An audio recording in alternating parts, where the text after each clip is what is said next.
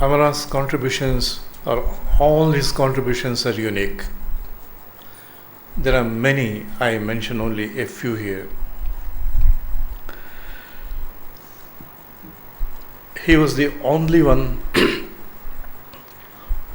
who spoke about the rishis existing even now.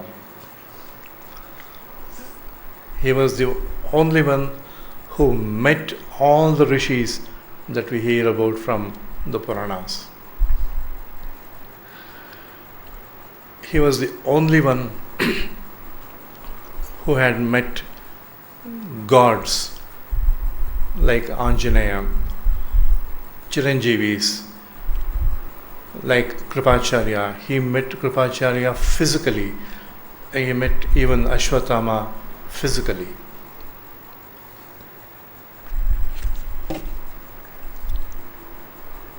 He was the only one who spoke about the astral travel. Not only he spoke about astral travel, he taught us. He made astral travel appear so simple that anyone could do it. And we taught to thousands of people, and many are practicing even now. He was the only one who had revealed the end of Kali Yuga in 1974. Nobody else has talked about this.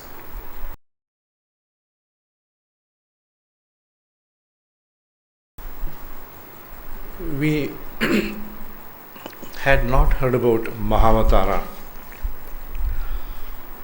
Amara was the only one who spoke about Mahavatara.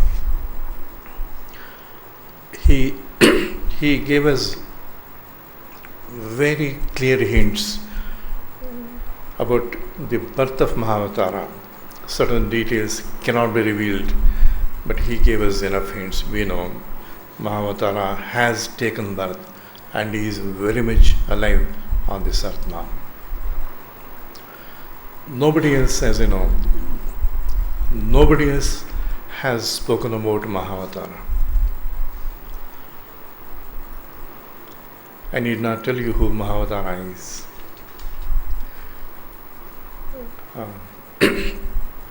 He is the one who will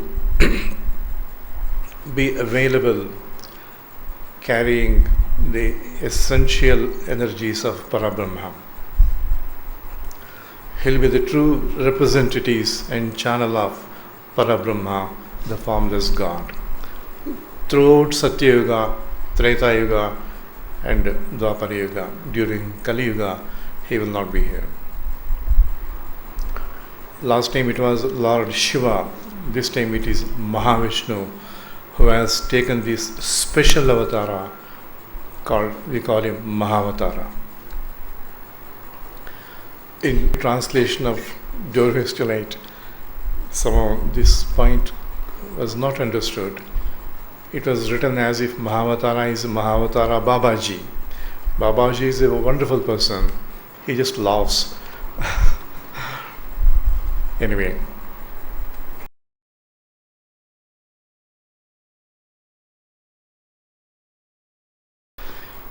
Amara met many yogis from this world. I cannot think of any other spiritual master who revealed so much, who contributed so much to the spiritual world, and yet lived like a very ordinary person and deliberately did not attract any publicity. Without exaggeration, if anyone has the knowledge or the energies that Amara carried, even about a thousandth part, they would be all over the world in TVs. See, Amara was Amara. His teachings were simple and very practical, directly practicable from the moment we hear it. And these are the teachings for the new age. He taught many things. His teachings are in our books. Some of them try to mention quickly. He taught us meditate and positivize. This is very important. Not only we have to meditate, we have to make efforts to positivize. Meditation is a part of sadhana. He taught us to give equal importance to the material and the spiritual life. In fact, he used to warn us, he would never neglect, he would say.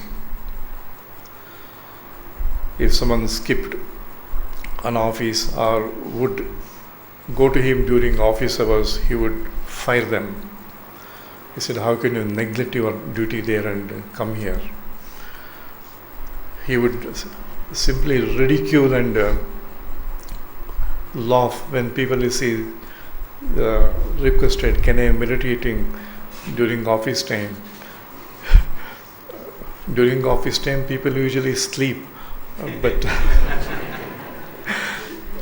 although this is a very noble idea of meditating, even he did not encourage. He said during office hours you have to work, you see. And he was the one who said, who says money is not important? These are all revelations for us.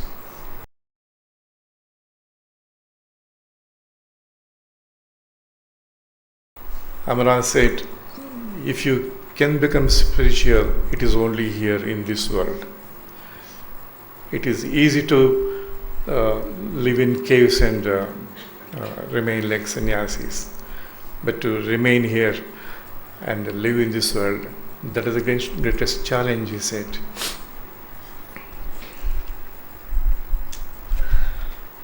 He not only spoke of these things, he lived by his own example. He attended so many court cases, I used to see him struggling. He would tell jokingly, all the morning I devote to the material life, evening you come and meet me, night I go and do the Rishi's work. He went to other earths, he went to other galaxies. Perhaps there is no other master known to us who did such works at the astral level. He casually used to tell us, these works I cannot reveal all. Someday they will be written as Puranas. That was the greatness of the work that he carried on at the astral level.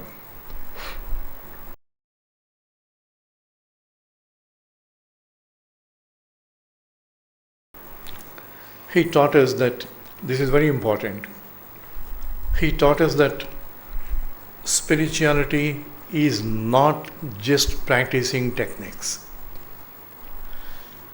We'll say, I repeat Gayatri Mantra for 1 lakh times. Very good. But are you spiritual?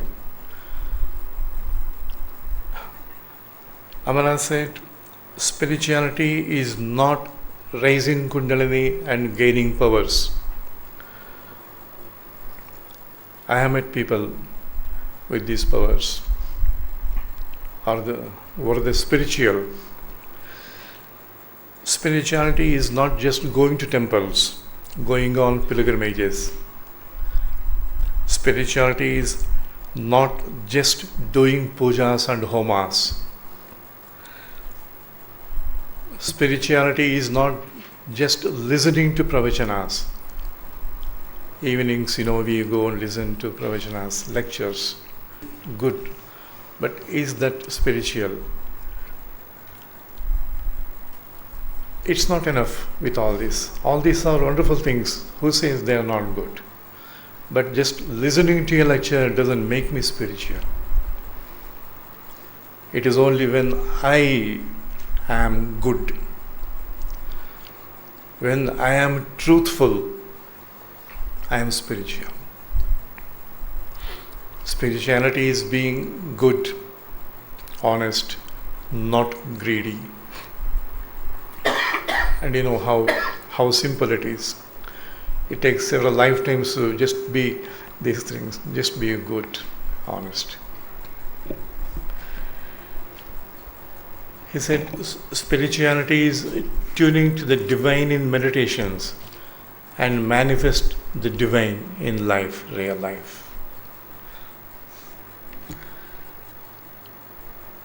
It is manifesting love in real life. It is manifesting peace in real life.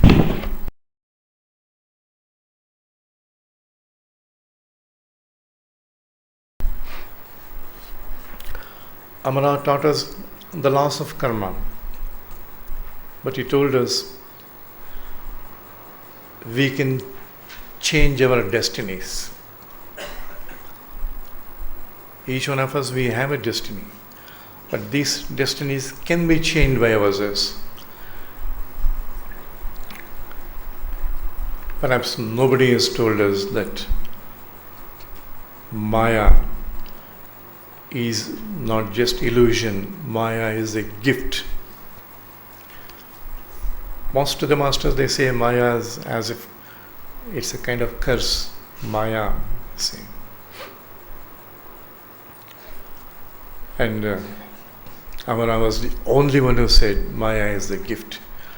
Because of Maya, we are able to see a bird as a bird here. We don't see it as light, which is God. He was the only one who said that Pranaya is not destruction. Pranaya is change. And he taught us, like nobody else did, that humility is the measure of spiritual progress. It's not the powers, not raising kundalinis, we know all these things. He lived all these things, every bit of this. I can go on telling you about Amara for hours and this.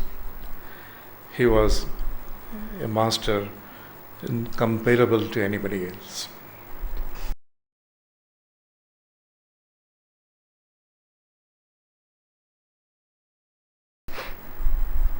He gave us very, very rare knowledge. Knowledge about creation, clear knowledge about death and after death, knowledge about consciousness, time. If you read the book Descent of Soul, this small book contains such knowledge. You have to understand and contemplate on that.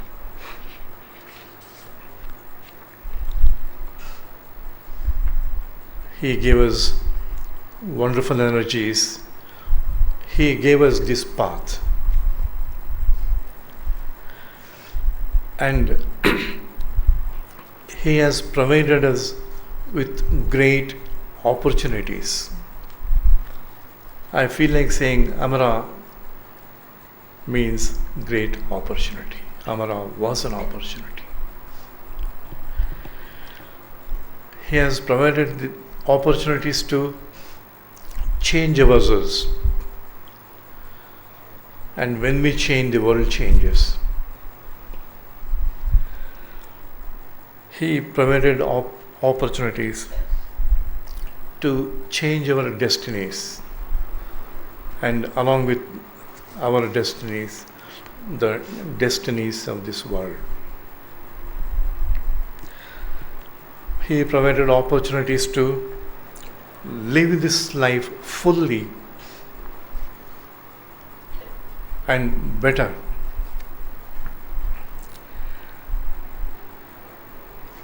He provided us opportunities to free ourselves from all bondages, free ourselves from all misconceptions, all such distortions, all such misconceptions. He was the one who provided us opportunities to establish direct contacts with the rishis and gods and God. He gave us techniques. And such opportunities, they don't come so easily, and they don't come to our doorstep. Perhaps we get all these things so easily, perhaps we do not realize the value of it. It happens everywhere. It's not a surprise. People did not understand Amara when he was alive. It's always the case with great masters. But have we understood him? That's a very important question. We have to answer to ourselves.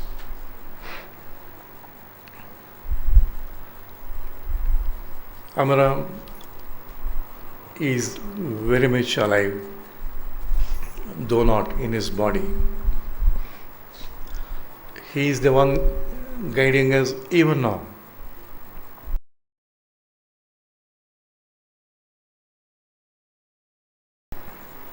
Amara told us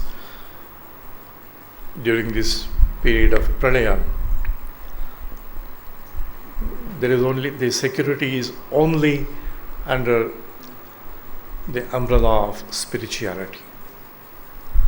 Spirituality alone helps us sail through. That is the only security, that is the only shield. God is the only shield, nothing else.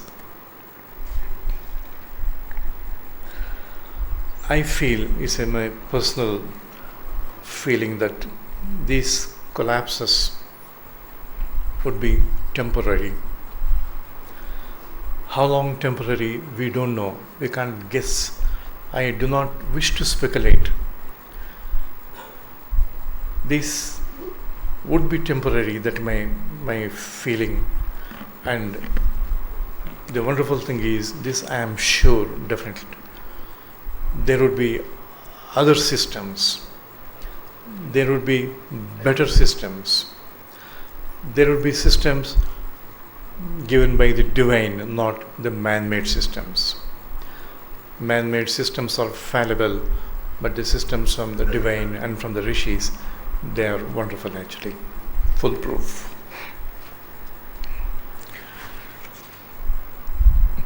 We have to prepare ourselves for great changes. These are also times of, again, as I said earlier, times of great opportunities.